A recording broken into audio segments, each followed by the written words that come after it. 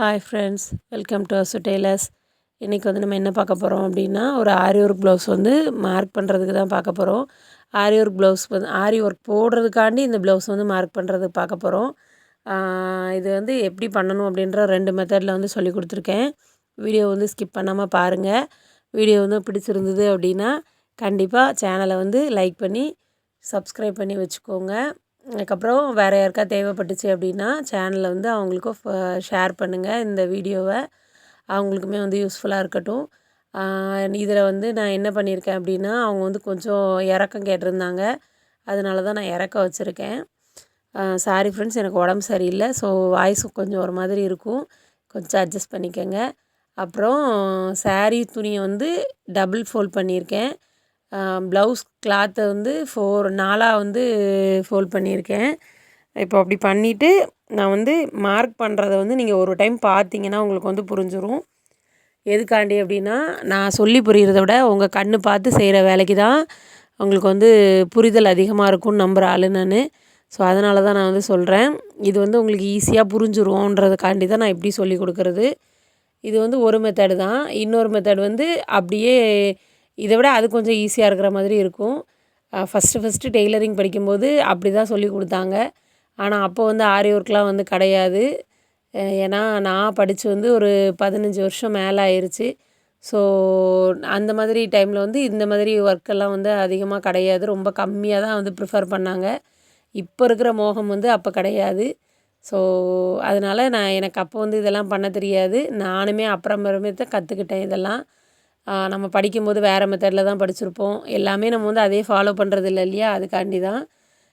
இது வந்து நம்ம மார்க்கிங் வந்து கரெக்டாக பண்ணி கொடுத்துட்டோம் அப்படின்னா நமக்கு ஈஸியாக இருக்கும் ஸ்டிச் பண்ணுறதுக்கு. அதுக்காக தான்.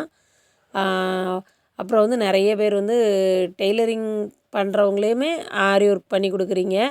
அப்படி ஒரு வேளை பண்ண தெரியலை அப்படி வெளியில் கொடுக்குறவங்க வந்து வீட்டில் இருந்து நிறைய ஸ்டூடெண்ட்ஸ் வந்து இப்போ நிறைய பண்ணி கொடுத்துட்ருக்காங்க. அந்த மாதிரி உள்ள பிள்ளைங்களுக்கு வந்து நம்ம ஏதாவது கொடுத்து ஹெல்ப் பண்ணலாம். அந்த மாதிரி வாங்கி கொடுத்து நம்மக்கிட்ட வர்ற கிளாத் வந்து வாங்கி கொடுத்து ஹெல்ப் பண்ணலாம். நான் வந்து ஒரு பொண்ணு எனக்கு பண்ணி தருவாங்க. காலேஜ் தான் படிக்கிறாங்க. அவங்கக்கிட்ட கொடுத்து தான் பண்ணி வாங்கிக்குவேன். ரொம்ப ஸ்பீடாக பண்ண மாட்டாங்க கொஞ்சம். ஆனால் இப்போ ஓரளவுக்கு ஓகே, கொஞ்சம் பிக்கப் பண்ணிகிட்டே இருக்காங்க. அவங்களுமே வந்து நல்லா பண்ணி தராங்க. கொஞ்சம் அவங்களுக்கும் யூஸ்ஃபுல்லாக இருக்குன்றதுக்காண்டி தான் அப்படி பண்ண கொடுக்குறது. இப்போ வந்து மார்க் பண்ணிவிட்டு அப்படியே ஃப்ரண்ட்டில் உள்ள கிளாத்தில் உள்ள இம்ப்ரெஷன் வந்து அப்படியே அடுத்த பக்கத்துக்கு அச்சு மாதிரி வச்சுட்டு எடுத்துட்டோன்னா ஒரு சைட் ட்ரேசிங் வந்து முடிஞ்சிடும் நமக்கு.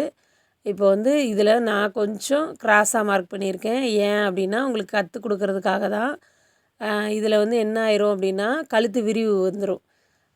அதுக்காக தான் நான் வந்து இதை சொல்லி கொடுக்குறது. அளக்காமல் வந்து நீங்கள் எப்படியே ட்ரேஸ் மட்டும் பண்ணிட்டு தட்டி விட்டிங்கன்னா அது வந்து கழுத்து விரிவாயிரும் இல்லையா? அதுக்காக அது சொல்கிறதுக்காண்டி தான் நான் வந்து இது பண்ணேன்.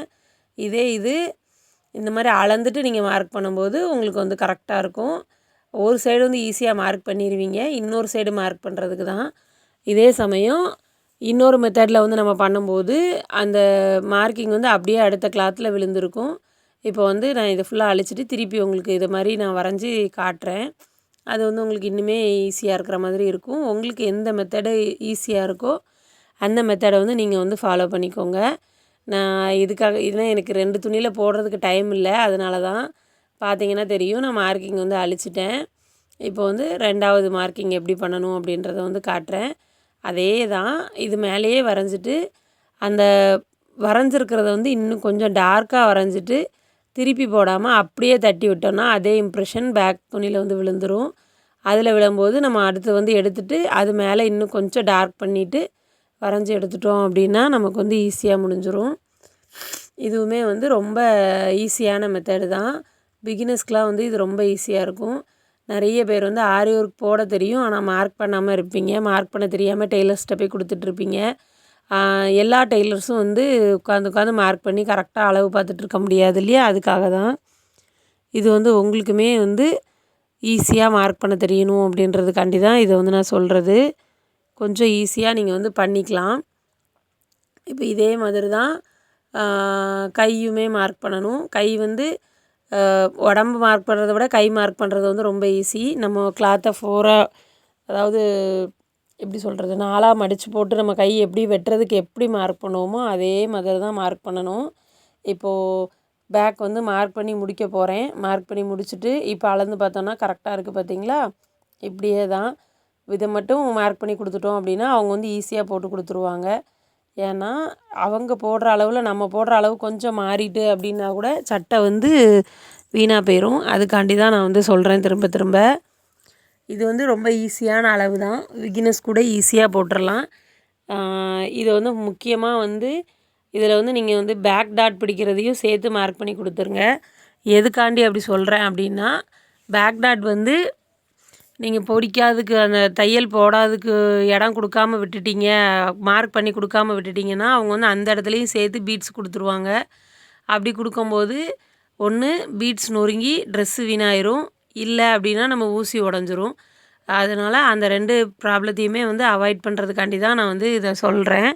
இன்னொன்று வந்து அடுத்து வந்து கை வந்து எப்படி மார்க் பண்ணணும் அப்படின்னு வந்து பார்த்தோன்னா, பேக் பார்ட் வந்து 2ஆக ஃபோல்ட் பண்ணி போட்டிருந்தோம். கை போடுறதுக்கு வந்து 4ஆக ஃபோல்ட் பண்ணி போடணும்.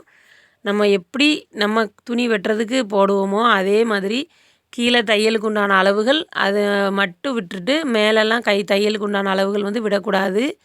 விடாமல் மார்க் மட்டும் பண்ணிவிட்டு அப்படியே ட்ரேஸ் பண்ணி ஒரு கையிலேருந்து, அதாவது ஒரு சைடில் இருந்து இன்னொரு சைடுக்கு ட்ரேஸ் பண்ணி எடுத்துகிட்டு அடுத்து அதை நல்லா ஹைலைட் பண்ணிட்டு அதிலேருந்து இன்னொரு கைக்கு அப்படியே ட்ரேஸ் பண்ணி எடுத்துடணும். அவ்வளோதான் கை எடுக்கிறது. ரொம்ப ஈஸி. உங்களுக்கு பார்த்துட்டிங்கனாலே புரிஞ்சிடும். அந்த மாதிரி தான் இருக்கும். இப்போ ஃப்ரண்ட்டு மட்டும் நமக்கு வந்து உயரம் கரெக்டாக வருதான்றதை பார்த்துக்கிட்டு மார்க் பண்ணணும். முன்னாடி கிராஸ் ஒயரை வந்து நமக்கு கரெக்டாக வந்துருமா அப்படின்றத பொறுத்து அதை மட்டும் பார்த்துட்டு மார்க் பண்ணிங்க அப்படின்னா உங்களுக்கு வந்து கரெக்டாக இருக்கும். ஈஸியாக வந்து மார்க் பண்ணி முடிச்சிடலாம்.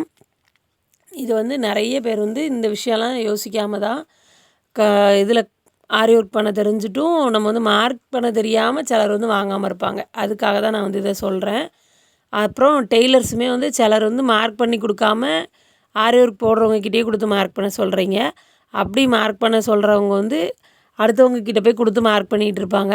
அவங்களுடைய மார்க்கிங் அளவுகள் வேறு மாதிரி இருக்கும், உங்களுடைய மார்க்கிங் அளவுகள் வேறு மாதிரி இருக்கும். நீங்கள் போடும்போது நீங்கள் வந்து மார்க் பண்ணி கொடுத்துட்டிங்கன்னா உங்களுக்கு ஈஸியாக இருக்கும். ஃப்ரண்ட் நெக்கும் அப்படி தான். எப்போவுமே கொக்கிப்பட்டி அளவில் நம்ம வந்து அளவெடுப்போம். இது வந்து பட்டியை வச்சு அளவெடுக்கணும். ஃபஸ்ட்டு இது வந்து ரொம்ப முக்கியமான டிப்ஸு. ஏன் அப்படின்னா கொக்கிப்பட்டிக்கு வந்து நம்ம வந்து மடித்து தைச்சிருவோம். அதில் வீக்கு வந்து எக்ஸ்ட்ராவாக கிளாத் கொடுத்து ஜாயின் பண்ணுவோம். ஸோ எக்ஸ்ட்ரா கிளாத் கொடுத்து ஜாயின் பண்ணும்போது அந்த கிளாத்தில் வந்து நமக்கு வந்து தையல் வந்து அடிபடாத அளவுக்கு இருக்கணும். அதனால கொஞ்சம் பட்டியிலேருந்து ஒரு 1/4 இன்ச்சோ 1/2 இன்ச்சோ முன்னாடியே நீங்கள் வந்து மார்க்கிங்கை ஸ்டாப் பண்ணிட்டீங்க அப்படின்னா உங்களுக்கு வந்து கரெக்டாக இருக்கும். நான் வந்து நெக்கு போட்டுட்டு லைட்டாக ஒரு சின்ன வளைவு போட்டிருக்கேன். ஏன் அப்படின்னா அது வந்து ஆரி ஒர்க் ப்ளவுஸ்க்கு அழகாக இருக்கும். அதுக்காக தான் அந்த சின்ன வளைவு வந்து கொடுத்துருக்கிறது. இது வந்து ட்ரை பண்ணி பாருங்கள். உங்கள் கஸ்டமர்ஸ்க்குமே வந்து இந்த ஆரி ஒர்க் ப்ளவுஸில் வந்து இப்படி போடுறது பிடிக்கும். முக்கியமான இன்னொரு விஷயம் என்னென்னா, ஆரி ஒர்க் இப்போ மார்க் பண்ணி முடிச்சுட்டு அந்த டஸ்ட்டு இருக்கும்ல அதை வந்து க்ளீன் பண்ணிவிட்டு கொடுங்க.